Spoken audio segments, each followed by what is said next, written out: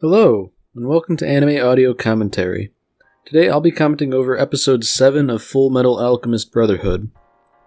If you'd like to watch along, then start watching now.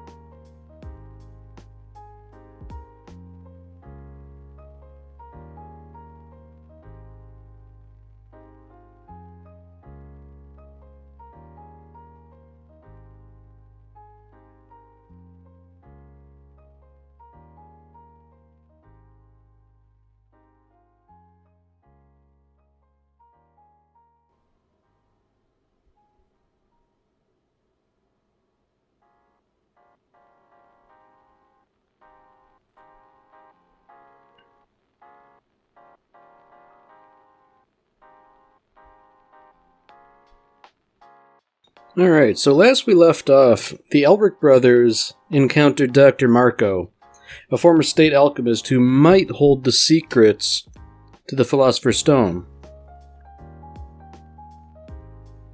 The Elric brothers also got their limbs and bodies repaired at home by Winry in preparation for setting out to discover the true secrets behind the Philosopher's Stone and the Central Library.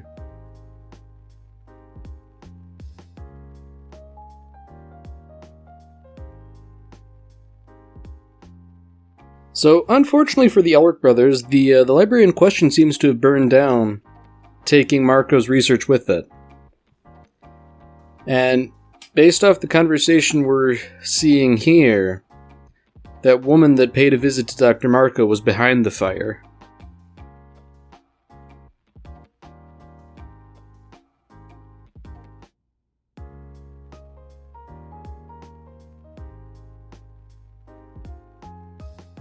So interestingly enough, this pair of characters also seem interested in Scar.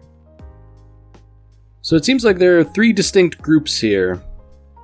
That group of characters, Scar, and then the state alchemists and military and all that. And they all seem to have opposing goals, interestingly enough.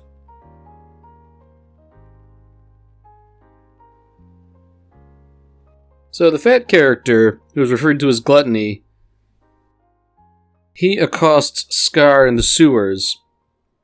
And while Scar tries his usual tricks, they don't seem to have been as effective as previously.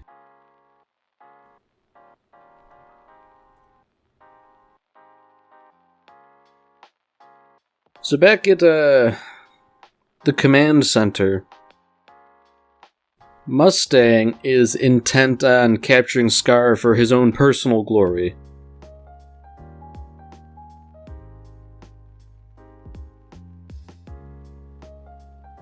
So it seems like Mustang has some pretty serious ambition of his own. He wants to essentially be the ultimate leader.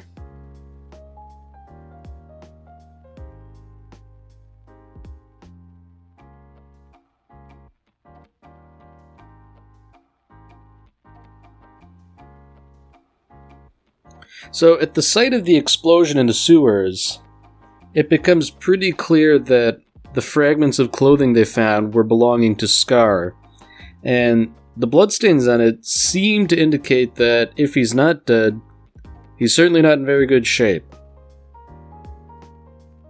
Of course, Mustang is thorough enough to know that you need hard proof of him being dead, and scraps of clothing won't do.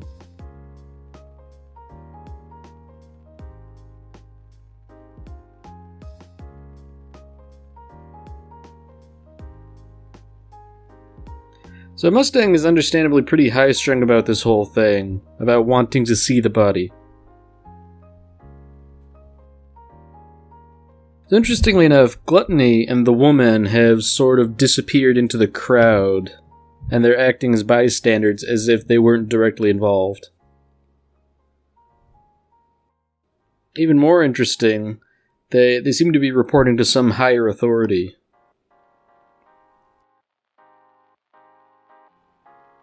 So back with the Elric brothers, everything in the library is truly beyond any hope of being salvaged.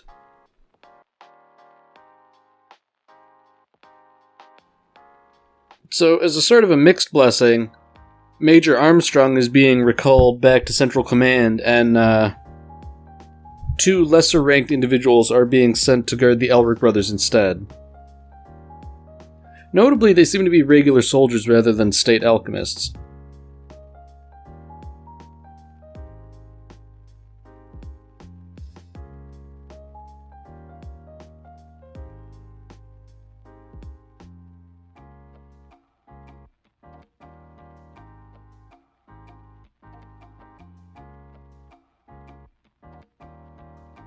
So it seems like these 2 soldiers aren't especially initiated in how sort of bizarre state alchemists can be.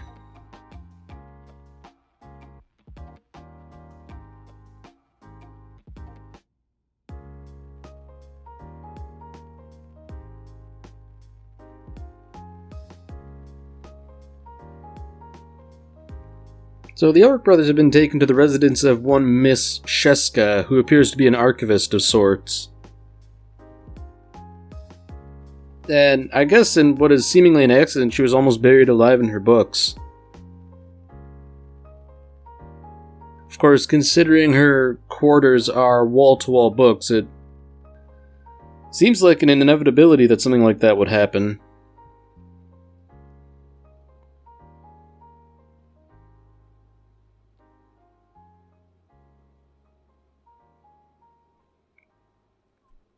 So she's definitely a bookworm type, and based on what Ed says, she used to work at the library.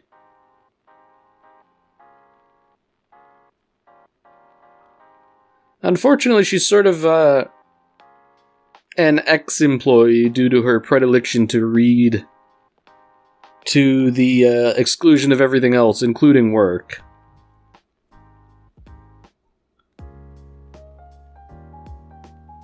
Fortunately, it seems like the Elric brothers might have a solution to her joblessness.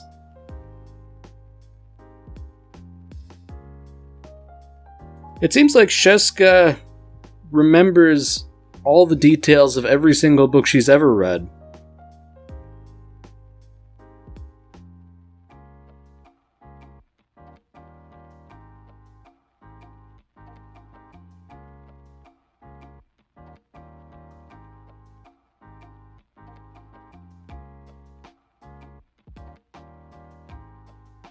So, as it turns out, Sheska is able to sort of transcribe the notes, and in doing so, I'm certain the Elric brothers would be willing to pay her handsomely for her work.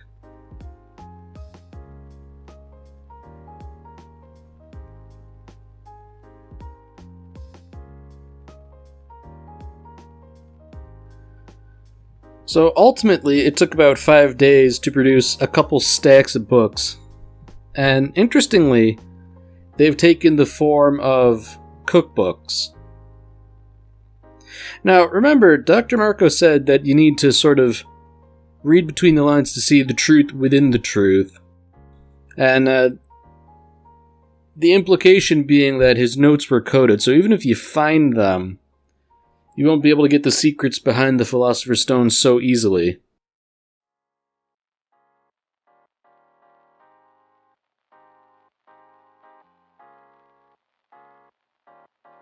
So while the soldiers seem perplexed about why Dr. Marco wrote a cookbook, the Ulrich brothers understand that it's most certainly coded. You know, sensitive research can't just be written without any sort of a cipher or anything to protect what might be sensitive information.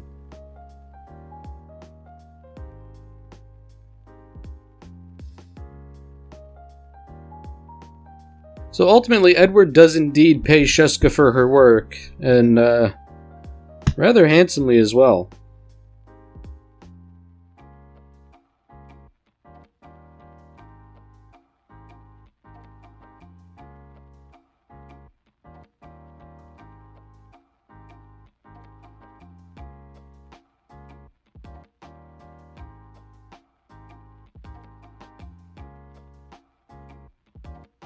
So Edward's spelling it out a bit for the military guy watching him.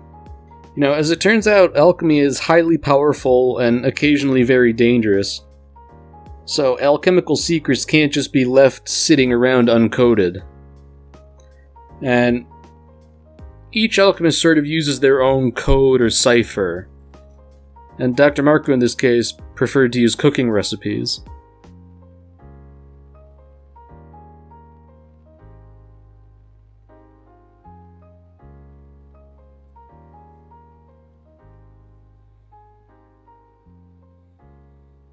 So interestingly, the Elric brothers reference like real-life alchemists in regards to starting to crack this code. They seem to be pretty proficient in decoding Dr. Marco's cipher. Of course, now that I say that, it becomes clear that they've hit a sort of a stumbling block.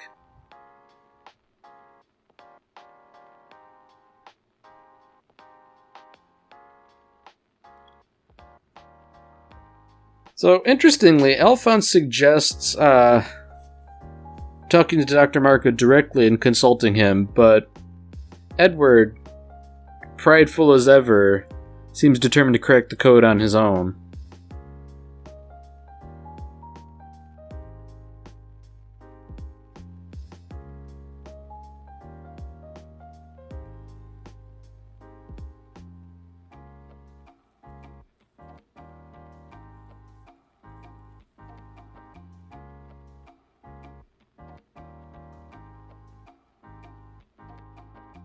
So, things ultimately kind of work out, for Sheska at least. You know, despite being kind of down on herself, Alphonse is rather encouraging about her, I guess, specific talents.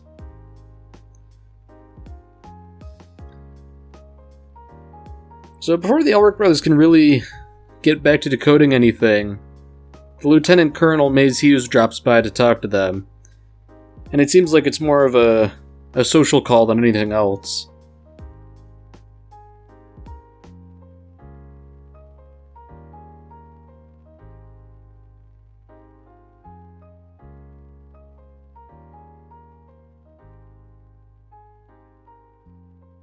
Additionally, the Lieutenant Colonel sort of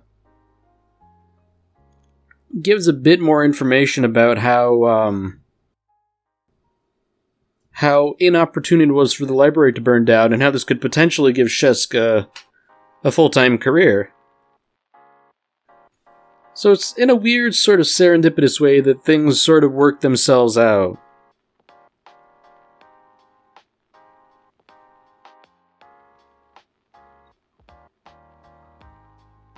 And interestingly enough, the phrase that Alphonse told Sheska was to have faith. Faith being sort of religious in nature. I think that's interesting, especially because the Elric brothers are kind of down on religion in earlier episodes.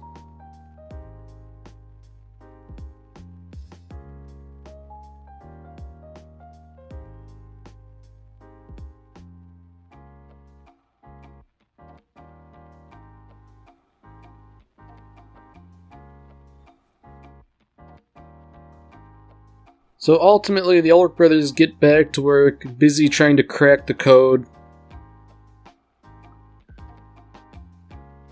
Minutes turn to hours, hours seem to turn to days. They're paging through all the various volumes, cross-referencing, referencing, reading through other tomes.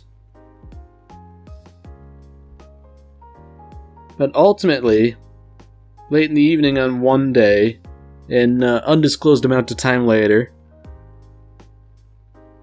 well, I'll take that back, it's been 10 days actually, it seems like they might have cracked the code.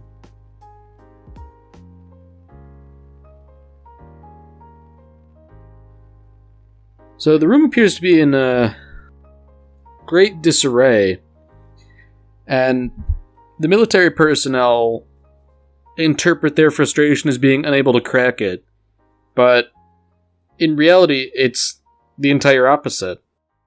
They've cracked the code, and they've made a horrible discovery in the process.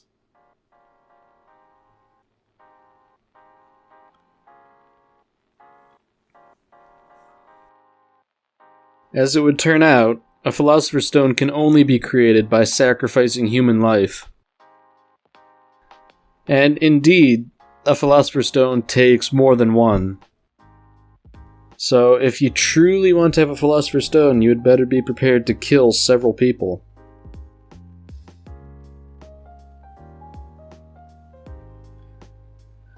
So of course, Edward knows the true gravity of what they've discovered, so he sort of swears the two officers to secrecy.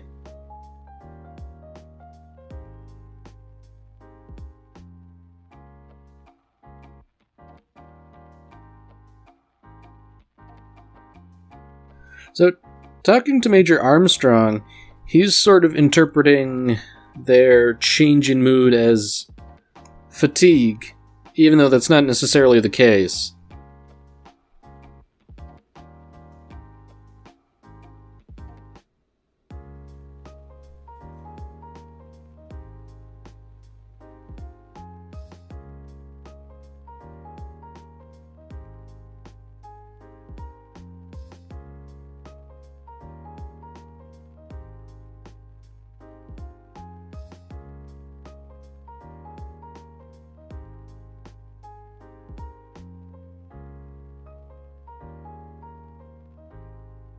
So, Edward can't help but sort of muse on the irony.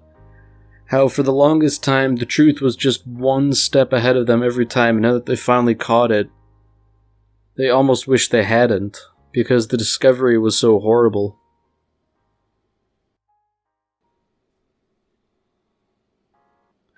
And interestingly, we have the first little bit of a plot thread here about Edward starting to tell Alphonse something, but being interrupted.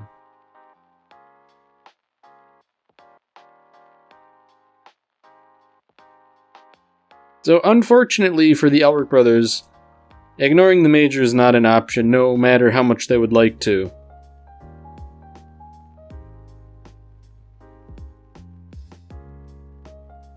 So unfortunately for the Lieutenant and her associate, none can hold up against the interrogation of Major Armstrong.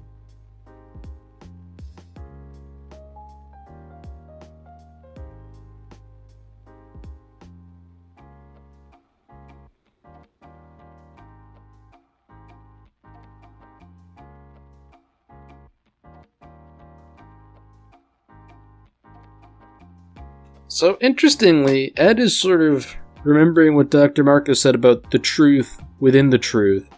And that's sort of prompting him to go back to the notes.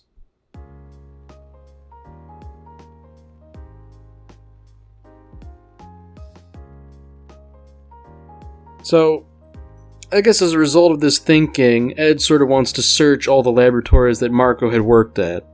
And the third laboratory is obvious. But Ed is curious about the fifth laboratory, which apparently had been condemned a while ago.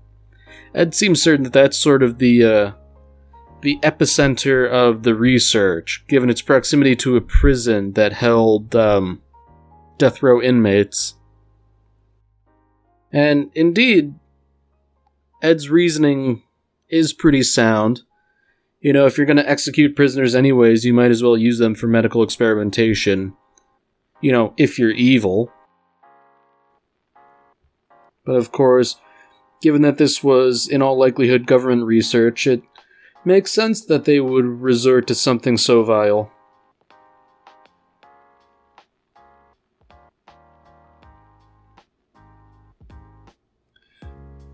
So Major Armstrong understands that this could indeed become a scandal of epic proportion. So he's trying to get the Elric brothers to play it cool for now while he digs a little bit deeper. Unfortunately, the Elric brothers don't know the meaning of playing it cool. The Major knows they were planning on sneaking into the fifth laboratory, and indeed, despite being called out and chastised, they're gonna do it anyways. You know, they can't help it. And indeed, after doing a bit of reconnaissance, their suspicions are vindicated, considering that the condemned building has a guard guarding it.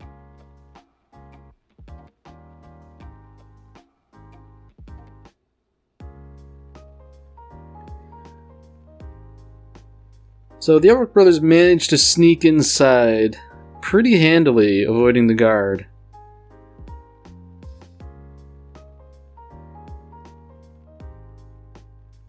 Of course, it becomes pretty clear that there are no chances being taken considering how, I guess, fortified the door is, with all the boards closing it. So at this point, the Elric brothers have to split up. Ed's entering the laboratory through a vent, whereas Alphonse, being too large, has to wait outside.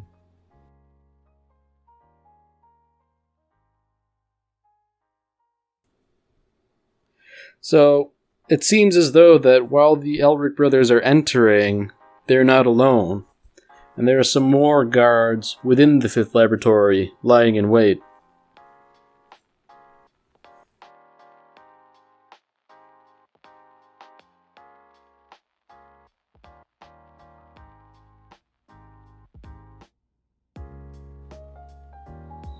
So, indeed, Ed's intuition continues to be correct. Despite the building ostensibly not being in use, there are lights on inside the building, indicating that it is, in fact, being used.